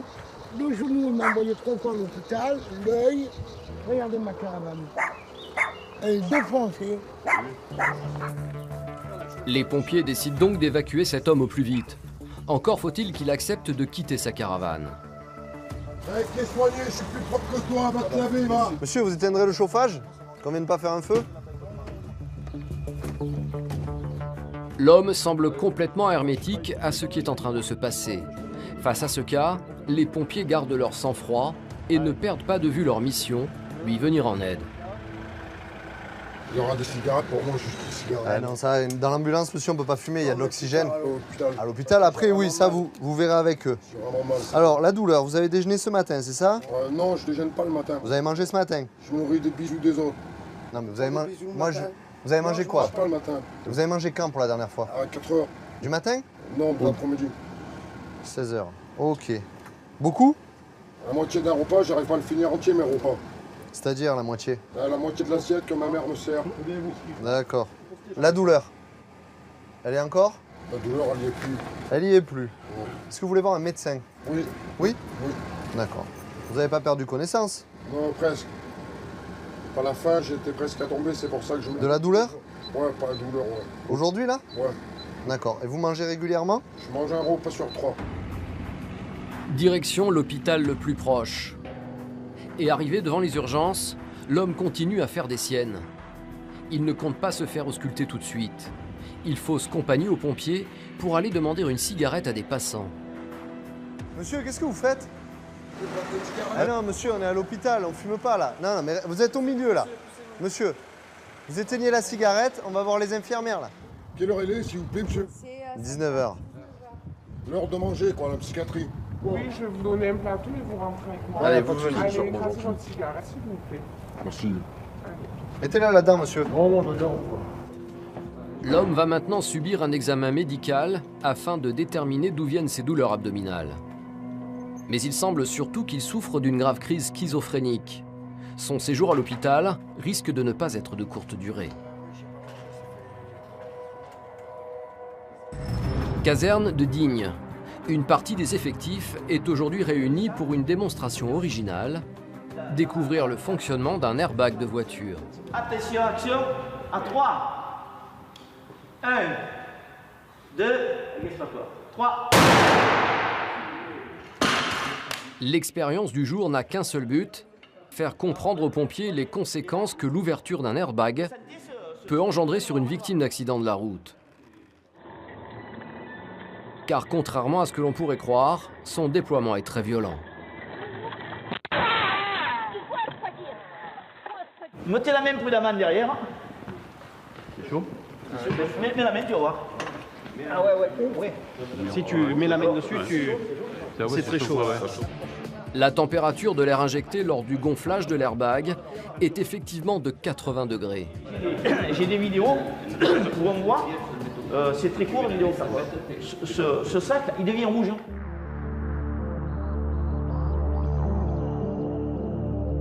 C'est pour ça que quand on arrive, que tu placardes gentiment la tête dessus, tu pouvez avoir des personnes qui vont avoir des lésions superficiellement brûlées ou là. Si touché, voilà. Sachez que vous avez des airbags genoux, vous avez des airbags dans les sièges, il y en a de partout. Un airbag se déclenche automatiquement dès que le choc atteint les 15 km/h. Et il se gonfle à 300 km/h. Une protection indispensable, mais qui n'est pas anodine pour le passager. C'est calibré pour que quand vous venez gentiment vous placardez la tête dessus, ça fait un peu office d'amortisseur. En même temps, malgré que c'est quand même ceux qui ont subi l'airbag, ils disaient qu'ils ont la sensation d'avoir pris un coup de poing. Et après la théorie, les pompiers vont tout de suite être confrontés à la pratique. Un carambolage entre plusieurs voitures vient d'avoir lieu sur une route départementale. 3 voitures en cause et 3 impliquées. Sur place, les dégâts sont importants. Les 3 voitures ont subi un choc violent. Heureusement pour les passagers, leurs airbags se sont déclenchés. Donc un jeune homme d'une trentaine d'années, qui a perdu le capillaire airbag au niveau du thorax, et il a une douleur Dans cette camionnette, le jeune homme qui a percuté le véhicule devant lui. Nous pouvons encore voir son airbag déployé qui lui a sûrement sauvé la vie. Mais il n'est pas pour autant complètement indemne. Allez, viens. C'est bon, Fredo? On y va. Je me suis juste pris le tac dans la gueule avec ce petit... Ouais, mais on va voir. Le jeune homme est conduit jusqu'au véhicule des pompiers pour y être examiné. Une autre équipe d'urgentistes prend en charge une deuxième victime. Une femme dont la voiture a été prise en sandwich lors du carambolage. Plus gravement blessée, elle est conduite en urgence à l'hôpital. Mais ses jours ne sont pas en danger, son airbag l'a aussi protégé. Allez, tu t'allonges, on te met un collier, juste pour caution. Le jeune homme est lui pleinement conscient de son accident. Il se rappelle très bien avoir freiné brutalement pour tenter d'éviter d'emboutir la voiture devant lui. Et avoir reçu un violent coup dans la tête, son airbag. Ça a pilé d'un coup, et j'ai pas vu que ça ait pilé. J'ai tapé. Chose qui arrive. Je peux frapper fort, hein, frapper à 20, 25, pas plus. Là, les douleurs, dis-moi les douleurs, par rapport à l'airbag, hein, c'est ça? Ouais, le menton, le thorax. Ouais, on le met dans l'ambulance, on l'allonge, on lui met un collier, on le coquille, Et là, par contre, jusqu'à l'hôpital, il ne bouge plus. Le jeune homme va donc être ausculté par des médecins aux urgences. Et son bilan est très rassurant. Plus de peur que de mal. Grâce à sa ceinture de sécurité et son airbag, son carambolage ne lui laissera aucune séquelle grave. Si nous sommes habitués à voir les pompiers intervenir au bord de nos routes ou lors d'incendies, ils participent parfois à des missions auxquelles nous ne pensons même pas et qui pourtant nécessitent régulièrement leur intervention. Les Alpes de Haute-Provence, un département où il fait bon vivre, avec plus de 114 jours de soleil dans l'année et des étés pendant lesquels le thermomètre grimpe, une grande partie des maisons de la région sont équipées de piscines. Un luxe quasi indispensable. Mais qui dit piscine, dit entretien. Au printemps, les propriétaires doivent remettre en marche les machines permettant de filtrer l'eau des bassins. Alors tous les ans à cette période, c'est le même rituel pour les pompiers. Intervenir pour des malaises liés aux émanations toxiques des produits d'entretien. Bonjour madame. Donc en fait, ce qu'elle a fait, elle a mélangé un produit pH, et il y a eu une émanation en fait. Donc elle a respiré tout ça, elle est sortie directement. Et là actuellement, donc ça l'irrite au niveau du nez et de la gorge. Cette femme n'arrive plus à respirer. Ses poumons semblent atteints, elle n'arrête pas de tousser. Elle a voulu mettre du chlore dans sa piscine en prévision des beaux jours. Malheureusement, elle a fait une mauvaise manipulation.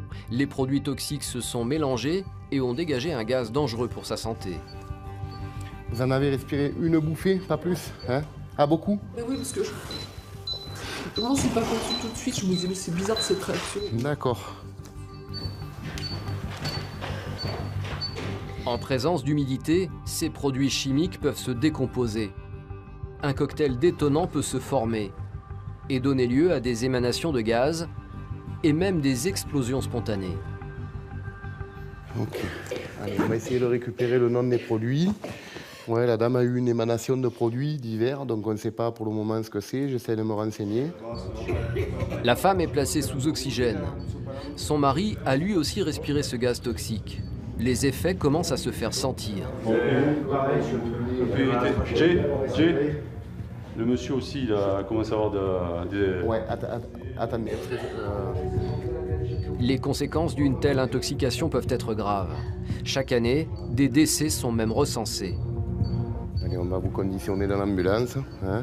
C'est une intoxication, une émanation de produits qui sont mélangés, donc sous forme gazeuse, qui rentrent dans les voies respiratoires et qui créent une intoxication. Ça pénètre dans le sang, et voilà. Donc ça commence par des difficultés respi, hein. Et puis grosse toux, picotement, et voilà. La respiration, ça... forcément, ça pique un peu quand je respire fort, mais c'est pas... Tandis que mon épouse était au-dessus du bidon. Et puis avec le bidon Keno, pour le temps de le reposer, ça fumait de partout. En France, il y aurait plus de 770 000 piscines. Et tous les ans, des centaines de propriétaires prennent de graves risques en voulant les désinfecter. C'est des accidents qui sont fréquents dès qu'on arrive au beau jour. Les gens remettent en œuvre tout ce qui est système de chloration, soit en électrolyse, soit en système classique. Et il peut y avoir des fausses manipulations, il peut y avoir l'exposition à la chaleur, l'exposition avec de l'eau. Voilà, et donc des produits aussi incompatibles entre eux, des acides, des bases, et forcément des petits accidents, alors plus ou moins importants, mais c'est très fréquent en France à partir du printemps et jusqu'à ce que les piscines ne soient plus en œuvre. Voilà. Pensez, c'est hyper important, ces accidents sont très courants. Qui vous refassent pour le commun des mortels, avec des fois la fatigue, on ne se rappelle plus. Des panneaux extrêmement clairs, c'est le ressenti d'un professionnel. Dans ce bidon, il y a ça, avec les différents noms qu'on emploie. Hypochlorite de sodium, chlore, voilà. Comme ça, même si demain on est fatigué, on est ailleurs, on n'a pas de confusion possible. Ok. Mais la journée improbable des pompiers n'est pas encore terminée. Maintenant, c'est une victime bien insolite qui a besoin d'aide. Donc là, on part sur un animal en difficulté. Il y a un canal d'arrosage à Manosque, là, et apparemment ça serait une petite biche, un fan, qui est en difficulté. Donc on va aller rapidement reconnaître ça et voir si... Voilà, donc c'est un petit canal d'arrosage et on va aller rapidement voir si on peut l'aider à sortir du canal. Le département des Alpes de Haute-Provence est traversé par le canal de Manosque sur 53 km, auquel s'ajoutent 179 km de canaux secondaires. Une spécificité locale, dont le but est de fournir en eau des exploitations et des jardins privés. Le tout dans un environnement sauvage. On a pas mal de canaux ici, donc des canaux d'arrosage, et il y a aussi le canal EDF. Et donc on a des fois des animaux sauvages qui se retrouvent dedans et il faut qu'on intervienne pour les sortir. Et on va voir s'il est blessé, éventuellement appeler un vétérinaire. Le promeneur qui a alerté les pompiers est encore sur place. Selon lui, l'animal était en très mauvaise posture, il semblait mal en point. Ouais, il y avait juste sa tête qui sortait de l'eau. Sa tête. Alors? C'est lui qui a appelé, mais... C'est vous le requérant? Ouais, j'ai essayé de vous appeler. Là, j'ai fait le long et elle n'y est plus. Elle n'y est plus? Non. Elle était où là? Elle était là-bas au 80, mais après je sais pas si elle s'est fait emporter par le courant ou pas. Les pompiers décident donc de remonter le canal dans l'espoir de retrouver la biche. Et effectivement, il semble qu'il soit sur la bonne voie. L'animal a été vu par plusieurs personnes. Vous cherchez le cerf? Oui. Je l'ai vu, mais après... C'est quoi? C'est un fan? Il a des cornes, donc ouais, je pense un jeune cerf... Il descendait le courant, vous l'avez vu descendre? Le courant il est comme ça? Ah oui, il descendait, oui. Il descendait? Les pompiers jouent les gardes forestiers sur la piste de l'animal. Et leur ténacité va finir par payer. Attends, Gianni, il faut qu'on regarde là. S'il s'est mis dessous, là, tu vois. Vous avez pas vu une biche? Ouais. Elle est là. Cachée dans ce talus, nous pouvons effectivement apercevoir une biche. Et elle est remontée, tu vois? Elle était dans l'eau, elle est remontée. Ah ouais, elle est tombée dans l'eau. Je l'ai vu.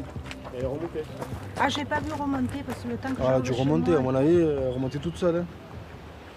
Et là, elle doit être épuisée. Un spectacle insolite qui a attiré de nombreux badauds. On voit pas ça tous les jours, quoi. Ah ouais, c'est pas courant. Pas courant, surtout ici. La pauvre bête semble à bout de force et tétanisée par la peur. Elle a réussi à se sortir de l'eau dans un dernier effort. Mais là, c'en est trop pour elle, elle ne peut plus faire un pas. Elle peut pas sauter le canal, c'est pas possible. Non, apparemment, elle peut pas remonter de l'autre côté, c'est vachement abrupt. Là, je sais même pas comment elle a réussi à monter là. Elle est épuisée parce qu'elle a dû nager un moment, elle bouge pas. Donc l'idée, c'est plutôt, à mon avis, de l'attraper. D'accord? Mais pour ça, il faut qu'on soit plusieurs parce que c'est pas un fan, c'est une jeune biche, mais avec des bois. Donc voilà, il faut qu'on se protège.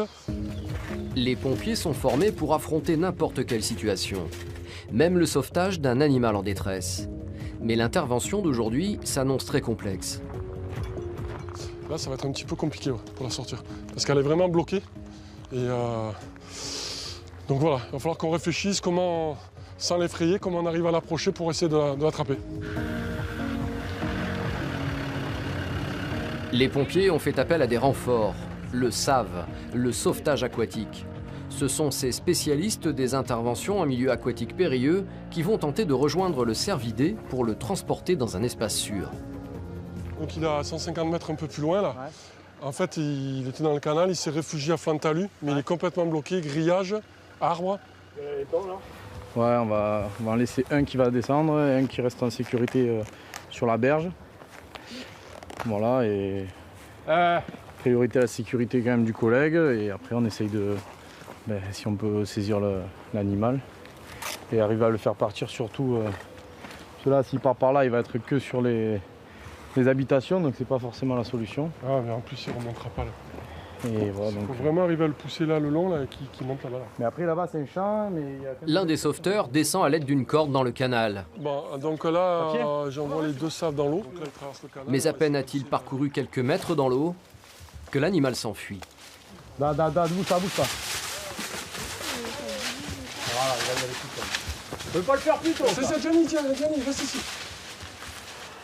Il est parti fissa. Finalement, les pompiers n'auront pas à intervenir. Tu l'as vu partir, JC? Ouais. Guidé par son instinct de survie, l'animal a repris ses esprits et s'est enfui. Ça, c'est un animal sauvage, donc dès qu'il voit de l'humain, il reprend vite la fuite dès qu'il peut. Que ce soit pour un être humain ou un animal, la mission des pompiers est d'aider tous ceux qui sont en difficulté. Alors, malgré leur rôle mineur dans ce sauvetage, ils savent qu'encore une fois, ils ont mené à bien leur objectif. Un animal sauvage qui est en difficulté, il se serait peut-être débrouillé tout seul, mais là, il avait besoin de nous. Voilà, on lui a montré le chemin pour qu'il puisse partir sans se blesser et surtout sans se noyer, quoi. Chaque année, les pompiers des Alpes de Haute-Provence effectuent environ 18 000 sorties de secours. Un quotidien mouvementé que ces hommes ne changeraient pour rien au monde.